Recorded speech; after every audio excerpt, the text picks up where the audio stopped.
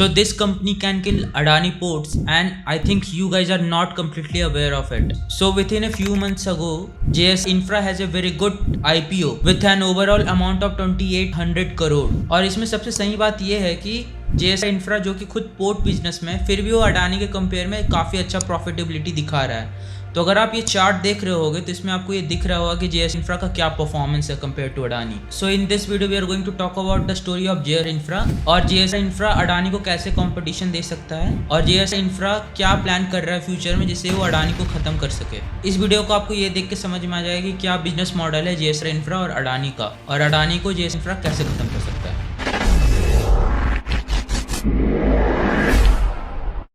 तो चलो पहले ये समझते हैं कि JS Infra है क्या। JS Infra के बारे में जानने से पहले अपने को ये समझना पड़ेगा कि JS Infra बना कैसे था। तो देखो, अगर मैं एक स्टील प्रोड्यूसर हूँ और मुझे अपने स्टील को दूसरे कंट्री में एक्सपोर्ट करना पड़ेगा तो मुझे पोर्ट को जाके काफ़ी टैक्स देना पड़ेगा। तो जब भी मैं किसी पोर्ट को टैक्स दूंगा तो मेरा एक सर्टेन अमाउंट ऑफ रेवेन्यू कम होगा। बट क्या होगा अगर मैं खुद ही एक पोर्ट का मालिक बन जाऊं तो नो डाउट मेरे टैक्स में काफ़ी कम होगा खर्च। सिमिलर माइंडसेट के साथ 2002 में Sajjan Jindal, CEO of Jindal Steels, ने एक पोर्ट खरीदा गोवा में, जिसमें वो कर्नाटका के एक शहर से स्टील को लेके जाते थे गोवा के पोर्ट में, और इससे उनका रेवेन्यू काफ़ी हद तक बढ़ा। जब JS ग्रुप ने इस चीज़ को देखा कि ये तो एक काफ़ी वायबल बिजनेस है तो उन्होंने एक सेपरेट एंटिटी बनाई जिसका नाम रखा JS Infra, और इन्होंने धीरे धीरे टाइम के साथ नए नए पोर्ट्स का डेवलपमेंट स्टार्ट किया। कुछ पोर्ट्स उन्होंने महाराष्ट्र में बनाए, कुछ पोर्ट्स उन्होंने ओडिशा में बनाए और कुछ पोर्ट्स उन्होंने मैंगलोर और तमिलनाडु में। इनफैक्ट उनका एक और पोर्ट है जो कि UAE में है। Till 2023 JS Infra is the second largest port operator in India with overall 9 ports. तो आप इस प्लॉट में ये देख सकते हो कि हर पोर्ट से JS Infra का क्या प्रॉफिटेबिलिटी है with correspondence to each year. चलो अब ये देखते हैं कि JS Infra और अडानी में क्या कॉम्पिटिशन होने वाला है। देखो, JS Infra ना 2002 के टाइम पे एक पोर्ट था और 2023 के टाइम पे टोटल से 9 पोर्ट्स हुए हैं। इसने खुद को काफी स्लो ग्रोथ किया है। While on the other hand Adani 2011 के टाइम पे सिर्फ 2 पोर्ट्स था और 2023 के टाइम आते तक में अभी के टाइम पे उसके पास 14 पोर्ट्स है।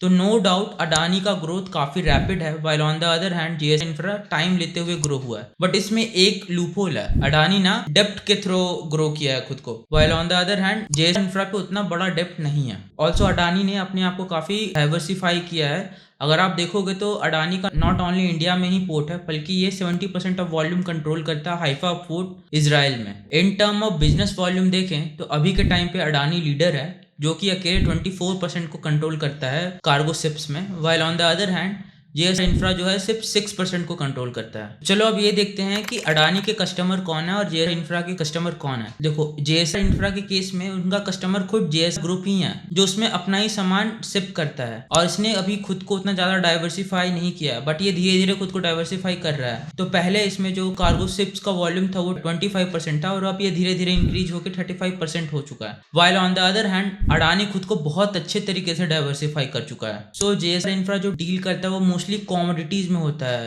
Practically iron ore, cement etcetera. While on the other hand जो आपका अडानी है वो कंटेनराइजेशन के बिजनेस मॉडल पे आ चुका है। तो इसमें अभी अमेजॉन का पार्सल भी आता है, ब्लू डार्ट का पार्सल भी आता है, BMW की गाड़ियां भी आती हैं, बहुत कुछ आता है। और अभी के टाइम पे JS Infra खुद को अडानी के लेवल पे डाइवर्सिफाई नहीं कर पाया है। Also apart from this Adani logistic services भी प्रोवाइड करता है, while on the other hand JS Infra logistic services नहीं प्रोवाइड करता है। सो अडानी लॉजिस्टिक और कार्गो को मिला के एक बहुत बड़ा इकोसिस्टम बनाता है, while on the other hand JS अभी उस इकोसिस्टम के मोड पे नहीं है। तो नो डाउट अभी के टाइम पे अडानी सुपर्ब है कंपेयर टू JS। तो चलो अब ये देखते हैं कि JS Infra जो है बेवकूफ तो है नहीं, वो कुछ तो प्लान किया ही होगा कि वो अडानी को कैसे टैकल करेगा इन द कमिंग फ्यूचर। इस चीज को समझने से पहले अपने को कुछ चीजें समझनी रहेंगी। तो देखो, इंडिया का जो टोटल कोस्टल लेंथ है ना वो 75,000 किलोमीटर का है, और इंडिया ना एक ऐसे स्ट्रैटेजिक पोजीशन पे जहां से बहुत मेजर ग्लोबल ट्रेड्स होते हैं। अगर आप इस प्लॉट में देखोगे तो मोस्ट ऑफ द ट्रेड जो कि मिडिल ईस्ट से चाइना की तरफ जाते हैं वो प्रैक्टिकली इंडिया और श्रीलंका के बीच से होते हुए ही जाते हैं। डिस्पाइट इंडिया के इतना अच्छा स्ट्रैटेजिक पोजीशन होने के बाद भी टॉप 50 पोर्ट्स में इंडिया के सिर्फ 2 ही पोर्ट आते हैं, मुंद्रा पोर्ट और जवाहरलाल नेहरू पोर्ट। और इसका एक रीजन है, इंडिया के जितने भी पुराने पोर्ट्स हैं ना उनका मोस्टली डेप्थ 7 मीटर है, और आप खुद देखो कि बढ़ते हुए टाइम के साथ शिप का साइज, इनफैक्ट कार्गो का साइज भी बढ़ रहा है। तो वो पोर्ट्स जो है सुटेबल नहीं है करंट कार्गो को हैंडल करने के लिए, और इसी चीज को अपने फेवर में JS Infra लेने वाला है। तो क्योंकि अब इंडिया के पोर्ट में इतना बड़ा गैप है, तो इंडियन गवर्नमेंट प्लान कर रही है 1 lakh crore investment to develop this ports. और उनका ये कहना है कि जैसे ही ये पोर्ट्स डेवलप हो जाएंगे तो ये पोर्ट्स गवर्नमेंट अकेले रन नहीं करेगी, ये प्राइवेट कंपनीज के साथ मिलकर इनको रन करना चाहती है।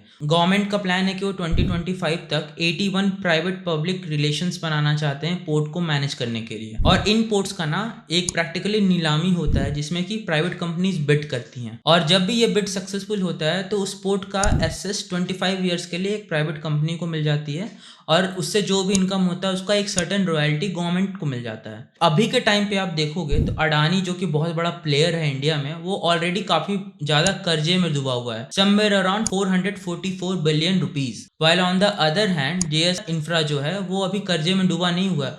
All thanks to its IPO ये अपना सारा डेप्ट क्लियर कर चुका है। While on the other hand अगर इंडियन गवर्नमेंट बिड लॉन्च करती है पोर्ट्स के लिए तो जेएस इंफ्रा फाइनेंशियली काफ़ी स्ट्रांग है कंपेयर टू अडानी। तो नो डाउट अगर आपके पास वॉल्यूम ज़्यादा होगा पोर्ट का तो आपका पोर्ट बिजनेस में एक मोनोपोली बन सकता है as a private player. And 25 years is a very good time to earn a very good amount of money. So that's all from my side. I hope आपको ये वीडियो अच्छा लगा हो। Just in case if you have any question, please write your question on the comment section. I will try to answer them. And if you like this content, I will request you to please like it and share it with your folks. Cool. Let's see you in the next video. Chalo.